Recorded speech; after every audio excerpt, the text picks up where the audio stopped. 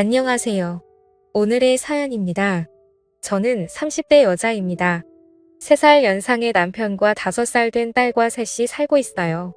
제 친정집은 지방에 있어서 명절 때만 부향에 내려가곤 해요. 게다가 저는 외동딸이고 형제 자매가 없어서 친척이 별로 없어요. 반면 남편은 누나와 여동생이 있어요. 시댁은 우리 집에서 가까운 거리에 살고 있어서 만나는 빈도가 매우 높아요. 특히 시어머니와 시누는 저를 친딸 친언니처럼 대해줘서 함께 맛집 가기도 하고 쇼핑하러 가기도 해요. 시어머니의 나이는 60대인데 일하셔서 그런지 젊고 센스도 좋으세요. 그래서 대화를 하는 게 매우 즐거워요.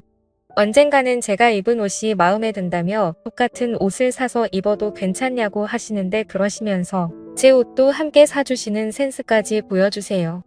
저도 이렇게 예쁘게 늙어가고 싶다는 생각이 들게 하세요. 전업주부인 형님은 자녀가 3명이에요. 육아 상담도 해주고 안 입는 아이 옷이나 안 쓰는 장난감 등을 가져다 주기도 하는 등 정말 든든한 존재예요. 항상 제게 어려운 일이 있으면 언제든 말해달라고 하시는데 이 두 사람이 있어서 저는 이 시댁에 잘 적응할 수 있었다고 생각해요. 다만 시댁 식구 중 시아버지와 아가씨는 저와 교류가 별로 없어요. 시아버지는 일만 하셔서 집에 있는 시간이 적고 만날 기회도 거의 없어요. 아가씨는 독신으로 시댁에 살고 있지만 자주 외출해서 집에 없는 경우가 많아 거의 만나지 못해요. 형님도 자신의 여동생이지만 보통 무슨 생각으로 사는 건지 옛날부터 잘 모르겠다고 말할 정도이니 쉽게 친해지기 어려울 것 같아요. 하지만 인연을 맺었으니 언젠가는 사이좋게 지낼 수 있었으면 좋겠다는 생각을 했어요. 하지만 시아버지와 아가씨와의 사이는 나아지기는커녕 악화되는 방향으로 진행됐어요. 시아버지는 정년퇴직 시기가 돼서 퇴직하셨어요. 일만 하시던 시아버지가 앞으로 무엇을 하실지 궁금했는데 아마도 시어머니의 곁을 떠나지 않을 것 같았어요. 곁을 떠나지 않는다는 게 무슨 말이냐면 시어머니를 항상 자신의 감시하에 두겠다는 말이에요. 아침에도 시어머니와 같은 시간에 일어나 아침을 준비하는 걸 지켜보고 청소나 빨래 등도 일일이 시어머니를 따라다니며 지켜본다고 했어요. 특별히 간섭하는 건 아니지만 계속 따라다니니까 집안일 하기 힘들다고 했어요. 그리고 시아버지는 매일 시어머니의 직장까지 함께 가서 퇴근 시간에 꼭 데리러 온다고도 했고요. 시어머니에게는 퇴근길에 잠깐 카페에 들리는 게 기분 전환의 한 방법이었는데 시아버지가 데리러 오니까 그런 여유도 가질 수 없었다고 해요. 시어머니가 시아버지의 감시에서 벗어날 수 있는 시간은 일하러 갈 때뿐이라는 참으로 갑갑한 일상이 되어버린 거죠. 시어머니는 시아버지에게 어디 놀러라도 좀 다니라고 은근슬쩍 시아버지를 혼자 어딘가로 보내려고 했지만 시아버지의 대답은 노였어요. 딱히 혼자 가고 싶은 곳이 없다며 거절하신 거죠. 저와 형님은 그 상황을 듣고 어떻게든 시어머니를 시아버지에게서 떼어놓을 수 없을까 고민했어요. 우선 시어머니만 점심에 초대했는데 약속 장소에 시아버지도 함께 오셨어요. 여자끼리의 모임이었는데 시아버지가 계시니 하고 싶은 이야기 반도 하지 못한 채 점심을 마쳤어요. 식사를 마치자마자 바로 돌아가는 부모님. 그 뒷모습을 보면서 형님과 어떻게든 시어머니를 자유롭게 해주고 싶다는 생각이 들었어요. 시어머니가 출근하지 않는 날이 시어머니에게 가장 힘든 날이 된 거죠. 시아버지는 시어머니를 감시하고 있지만 특별히 외출은 하지 않는 것 같았어요. 형님이 시아버지에게 시어머니도 자유시간이 필요하다고 항의했는데 시아버지가 이렇게 말했어요. 자유시간? 나는 엄마의 시간을 뺏는 게 아니라 그냥 따라다니는 것뿐이야. 그게 뭐 어때서 그래? 엄마의 자유는 어떻게 하죠? 여자들끼리의 식사 모임까지 따라다니는 건 정말 이해할 수 없는데 말이에요. 엄마는 퇴근길에 카페에서 여유롭게 시간을 보내는 걸 좋아하시는데 그마저도 못하게 하시는 건 엄마를 괴롭히는 거나 마찬가지라고요. 이건 나랑 엄마의 문제야. 너는 아무 상관없는 일이니까 끼지 말고 있어. 시아버지는 그렇게 말하고는 자기 방으로 돌아갔다고 해요. 시아버지의 스토커 같은 행동 어떻게 하면 해결할 수 있을까?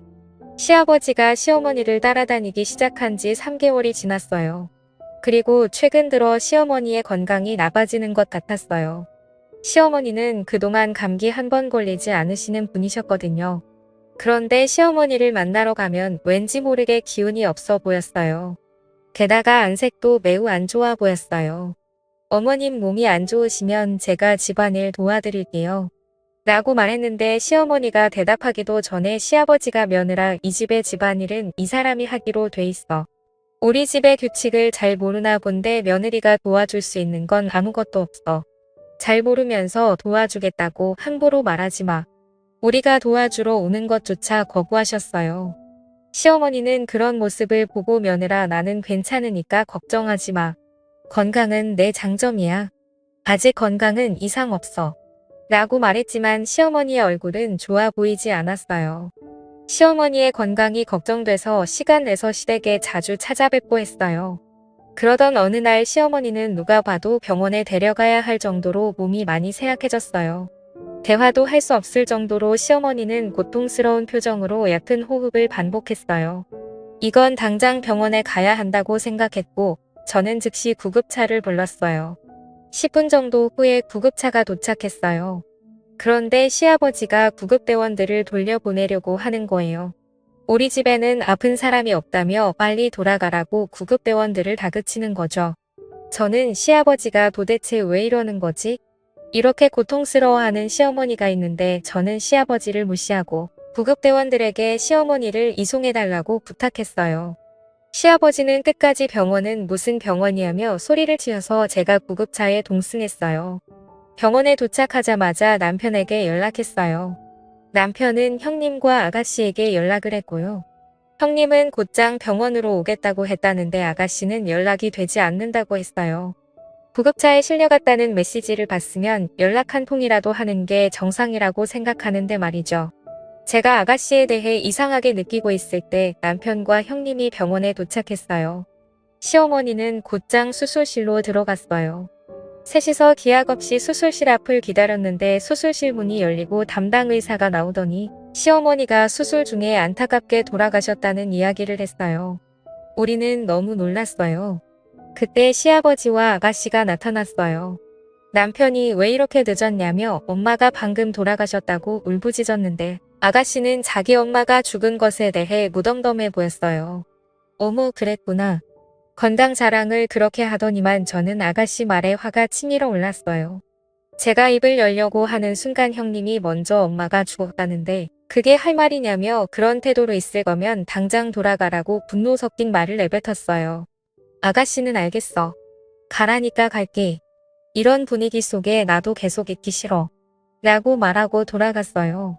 시아버지는 이렇게 될 줄 알았는지 돌아가는 아가씨를 따라 함께 사라졌어요.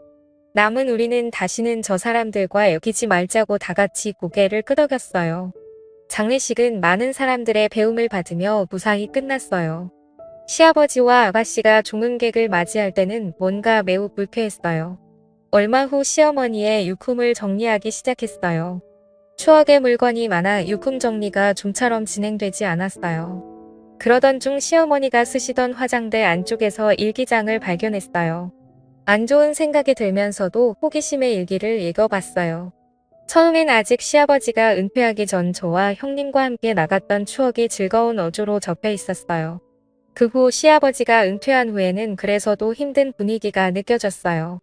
혼자 행동하는 것을 용납하지 않는다. 딸을 만나러 갈 때만큼은 혼자 가도록 좀 해주지. 라는 등의 시아버지에 대한 불만이 적혀 있었어요. 그리고 돌아가시기 한 달 전쯤의 일기에는 요즘 컨디션이 좋지 않다. 내 몸에 이상이 있는 것 같은데 병원에 못 가게 한다. 이대로 쓰러지면 어떻게 될까? 라는 불안한 내용이 많이 적혀 있었어요. 그리고 가장 중요한 건 돌아가시기 전날의 일기에 적혀 있었어요. 그것은 너무 충격적인 내용이었어요. 저는 바로 남편과 형님에게 전화해서 시어머니의 일기 내용을 들려줬어요. 그러자 남편은 곧바로 경찰에 연락을 취했어요. 경찰이 도착할 때까지 일기를 지켜야 했기 때문에 저는 일기를 품에 안고 지키고 있었어요. 경찰이 도착할 때까지 저는 불안에 떨었고 10분 후에 도착한 경찰관에게 몰래 현관에서 시어머니의 일기를 보여주었어요.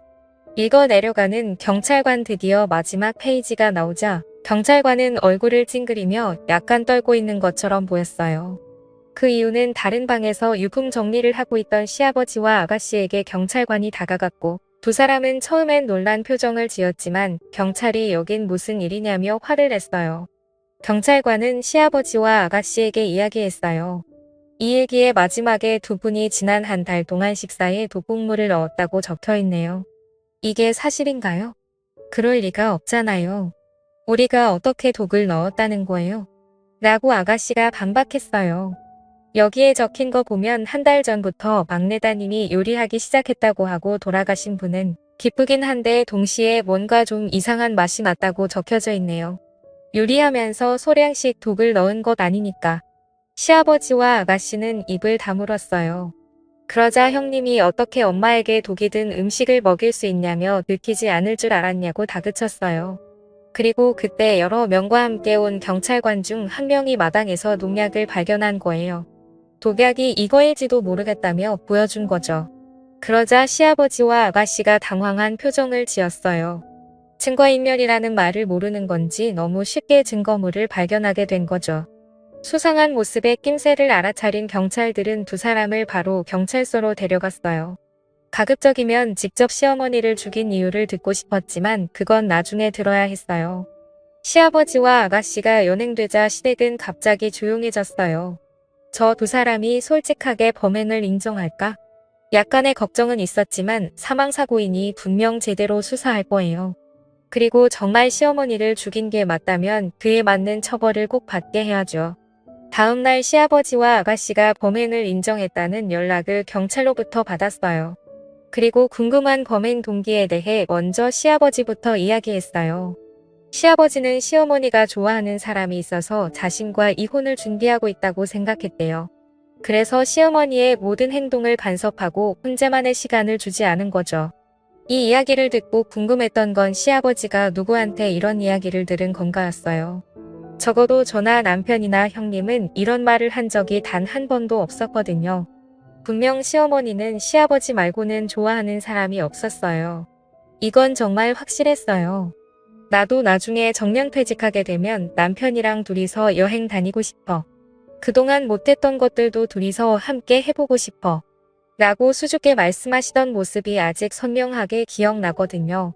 이런 시어머니를 의심하다니. 그리고 아가씨의 동기는 바로 돈 때문이었어요. 아가씨는 벌이가 그렇게 많지 않았는데도 유흥에 빠져 있었나 봐요. 빚도 생겼고 그 빚을 갚지 못해 악순환되고 있었던 거죠. 그래서 시어머니에게 도와달라고 했지만 온갖 욕을 먹고 거절당했다고 해요. 그렇다면 차라리 유산이라도 빨리 받아야겠다는 무서운 생각을 하게 된 거죠. 하지만 혼자서는 할 수 없다고 생각해서 시아버지를 이용하는 방법을 생각해낸 거예요. 즉 시아버지에게 시어머니가 좋아하는 사람이 있다는 거짓말을 한 게 아가씨였던 거죠. 시아버지는 또 그 거짓말에 순순히 속아 넘어간 거고요. 결국 모든 원흉은 아가씨였던 게 밝혀졌어요. 시아버지는 자신의 짧은 생각으로 이런 일이 생겼다며 울면서 후회한다고 했어요. 만약 시어머니를 정말 잘 아는 사람이었다면 절대 그럴 사람이 아니라는 것쯤은 너무나 쉽게 알 수 있었을 텐데 바보같이 아가씨 말만 믿다니. 시어머니가 평생 좋아했던 사람은 시아버지뿐이었는데 너무 슬프네요. 아가씨는 돈 때문에 아버지까지 이용했다는 점에서 더 죄가 무겁다고 해요. 사람의 마음을 이용한 건 결코 가벼운 일로 넘길 수 없으니까요. 반면에 저희는 시어머니의 유산을 보고 깜짝 놀랐어요. 놀랍게도 시어머니는 재테크를 엄청 잘하시는 분이셨어요. 주식계좌에서 한 번도 본 적도 없는 큰 금액이 발견된 거죠. 어쩌면 동거하던 아가씨가 이 사실을 알고 시아버지를 속여 시어머니를 부인이 되게 한 것일지도 몰라요. 돈이 없으면 살 수 없지만 돈이 너무 많으면 주위의 시선 때문에 살기 힘든 걸 보여주는 것인지도 모르겠어요. 앞으로 아가씨 같은 사람과 엮이지 않고 좋은 사람들과의 인연을 유지하며 가늘고 길게 오래오래 살고 싶네요. 시청해주셔서 감사합니다. 그럼 다음 영상에서 다시 뵙겠습니다.